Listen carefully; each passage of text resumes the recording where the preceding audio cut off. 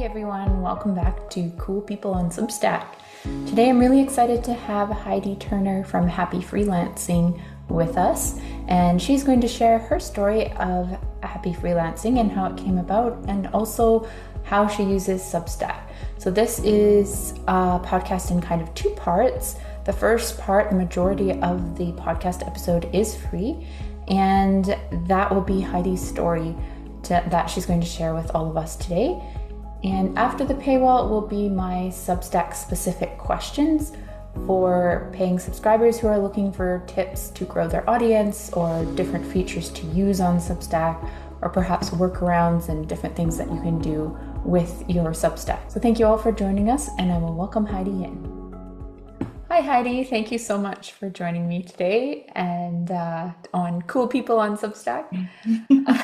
Thank you for having me. I wanted to ask you to join me because I really love what you're doing with Substack. I love Happy Freelancing, and it's one of those rare Substack blogs to me that's not like, oh, it's interesting, but every time I receive one of your emails, I'm like, oh, this is really great information. I need to save this, or it answers a question I had, or I'm like, I just went through this and I have to type a reply like I did this morning. And so I was wondering if you could share a little bit about what Happy Freelancing is and what you're offering people. Sure. Thank you so much for saying that. That's really great. And that's sort of the feeling that I'm going for, is that I'm sharing useful information for people who are freelancers and not necessarily the same information that's always out there. So Happy Freelancing is a Substack or a newsletter, and it's also a website with resources. And the idea of it is to help freelancers who are starting or who are growing their business, but maybe are facing some issues with it. Maybe the business isn't going exactly the way they want, or they're struggling with something. I find that there's a lot of information out there already that's like, here's how to get $10,000 next month. And whether or not you believe that stuff, it's out there. And I really wanted to address more of the mindset, because I think there's enough out there already that this is just what you need to do to get clients. People kind of know that stuff. But if you get that information without addressing some of the mindset issues that hold us back, you probably aren't going to do anything with that. You'll probably just sit on it, think about doing it, and stop yourself, because that's what I found myself doing frequently, was taking a course. Here's how you connect with new people, post on LinkedIn, and then I would go to LinkedIn, hit a roadblock and then not post for a while. And so I realized there are mindset issues there too. And if you don't address those, it's a lot harder to grow your business, and it's a lot harder to build the business that you actually want and the business that works for you. And so my goal is to help freelancers address mindset issues, address some of the practical challenges of building their own business, but also help them really build a business that feels good for them, not a business that somebody else is telling them they have to have.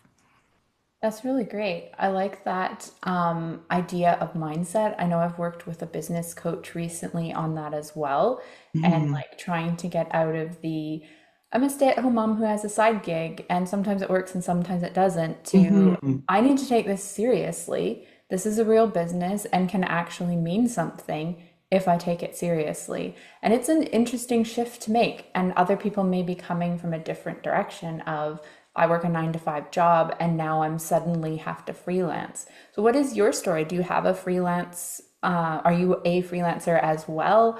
How did you get into that? So I am a freelancer as well. I have been freelancing since 2006, so almost 20 years now, as a writer and as an editor, mainly as a writer, but also doing editing. And I got into it kind of by accident, sort of by accident. I had actually thought I was going to go into law, and I had written the LSATs. I was starting to apply to law schools, and I came across an ad for a writing program at a local college. And it just sounded fascinating to me. And I went to the info session and I dropped all ideas of law and I went into the writing program. It was a 2-year program. And at the end of it, there were courses both on working in-house, on journalism, on writing and editing. And there were also courses on running a freelance business. And at the end of it, I decided that freelancing was what I wanted to do. And there was a project available working with a legal marketing organization online. And I applied for that, and they loved that I had a writing certificate. They loved that I was part of a writing organization. At the time, it was the Professional Writers Association of Canada, that it no longer exists, but that was the national organization at the time. And so they hired me for that role. And I think because I also kind of had a love of law, it felt like a really natural niche for me. And so I started to specialize in that, realized that financial writing and editing were very similar. The niches were quite similar. The terminology is different, but the mindset of the clients is very similar, Mhm. and transitioned into that. And then in 2016, I was hired by SFU to teach in their writing and editing program. And through that, I realized that I really love helping people gain confidence. A lot of learners came into my course specifically. I teach freelancing for editors. And a lot of people came into the course just with no confidence that they could do it. They wanted to do it, but there was no confidence. And it's not a long course, but at the end of the course, to see how their mindset had shifted and how confident they felt and how optimistic they felt that they could do it, I realized that that was what I really loved to do. And so it took me a while and a few different iterations of newsletters to realize that sort of happy freelancing was what I wanted to do, to help people create a business that's successful, that feels like theirs, but that also makes them happy. Because you can probably, I knew people who were running freelance businesses where they made six figures, but they were talking about working Christmas Day and working all the long weekends and never taking time off. And if that's what they want to do, that's fine. I don't think that's what most people want to do. And so I wanted to create something where it's about you define success for yourself, you figure out what makes you happy, and then we help you get the confidence to sort of build that. Right. And so you mentioned your website and thing, and I've taken a couple of your courses, I think. Mhm. The LinkedIn one, and then I've done your work together. And you're always very generous with resources and everything, which I really appreciate. Um, so what I know the Substack is a piece of your puzzle because Mhm. you do things on your website as well. So how does that fit with the overall picture of happy freelancing? So Substack is where I feel like I can be a bit more creative and a little bit more responsive in that people can ask me questions and I can respond to them. I can have something happen in my business and be like, you know what? If this has happened to me, it's probably happened to a lot of my readers. And I can write something about it and work through it as I'm writing about it, which also helps me a lot too. Right. And share it and help people to feel less alone. And then from that, if people want to access some of the resources that I have on the website, I'll mention them if I think they're relevant. If I don't have something that's specifically relevant to that, I won't really push it. But if I have, say, a workbook or something that might help them with an aspect that I've talked about in that post, I'll mention it in the post and then people can go to the website and get it. But I feel like the newsletter is where I really get to know and connect with people and hear what their struggles are and see what's really engaging to them and what's meaningful to them. Yeah. Yeah, that's great. And you're covering so much. I'm like, where can we go with this? Because there's so many different directions. But I I feel like a lot of times there are a lot of people that start out as a freelancer, Mhm. maybe don't understand kind of the I don't know if it's a bell curve, but that idea of like you really need to put in a lot of work and time to build your business. Oftentimes people will start off, and I was fortunate when I started because my husband was working full time, and so I could start and I could it took me 2 years to get to the point where I was like, okay, I'm actually making like a reliable business salary, so to speak. So with your work with people talking about mindset and things like that, are you helping people kind of like not just grasp the work of building their own business or their own freelancing, but also moving through that process a little bit faster and getting to make their own income a little sooner? Like, where do I look? How do I start? Where do I go? That sort of thing. Yeah, so I do give advice on or guidance on finding clients and on connecting with clients. I would definitely say that right now the market is a little bit tough. Things have been slow from what I've been reading for about 6 months now for a lot of freelancers. And so sometimes, unfortunately, you're stuck with the market you're stuck with. So navigating that, dealing with that. But I also talk a lot. There was a book that was quite popular for a while, and it was called The Business Side of Creativity. And it's a good book. It's got a lot of useful advice, but one way where I disagree with it is that what he said was if you're freelancing as a side hustle, if you're not taking it seriously and you need to be all in to figure out if you can do it. So basically, if you have another income, you'll never know if you can make an income from this thing. And I just think not everybody's in that position. Like I'm solo. I'm on my own. I don't have a spouse whose Mhm. income can help. So I don't blame people for wanting to dip their toes in at first or for wanting to take a while they have their regular job to build up a safety net for themselves.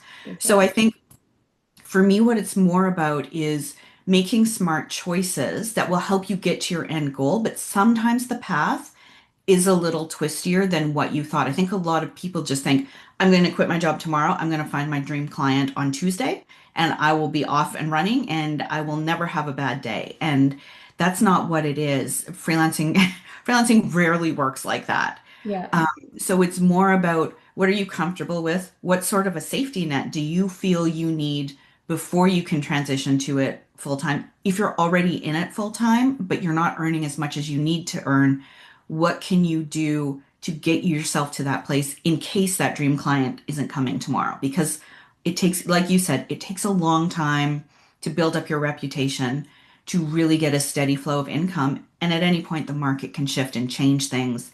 And I think you have to be prepared emotionally for that side of it too. Otherwise, you're going to get very disheartened and you're probably going to burn yourself out. Yeah.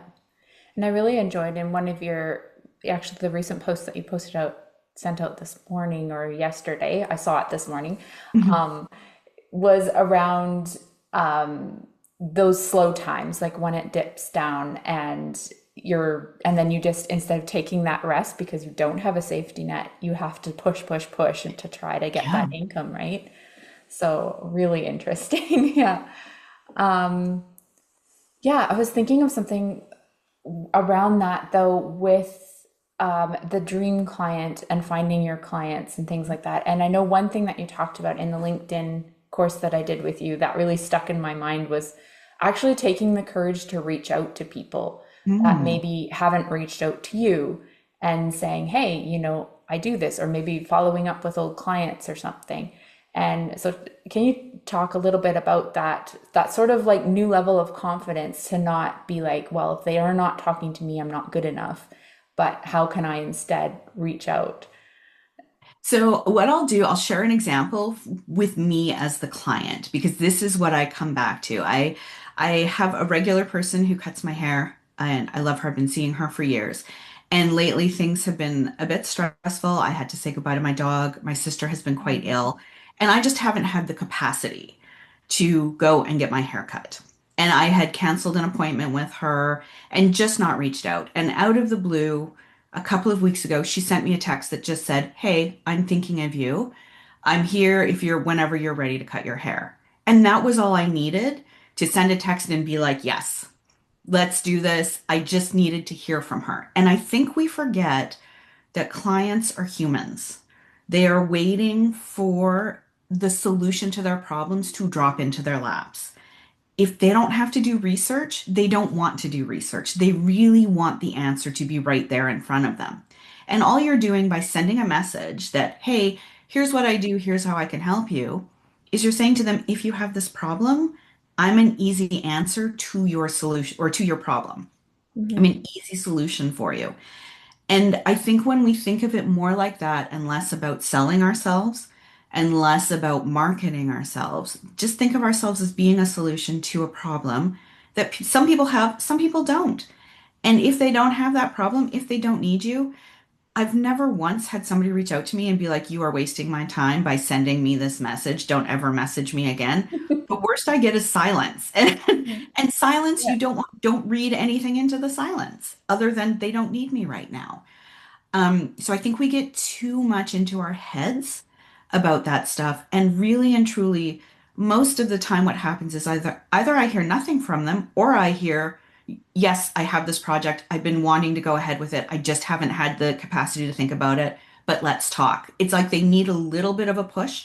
Like I needed a little bit of a push about cutting my hair, Mhm. and then you're going. So if you can think of it as that, I think the word marketing and the word networking, selling ourselves, that's very, very, very scary. And we think like, no, we're bothering people. They don't want to hear from us. Um, but if they have a problem, they do want to hear from you and they want it to be easy to find the answer to their problems. Yeah, that's great.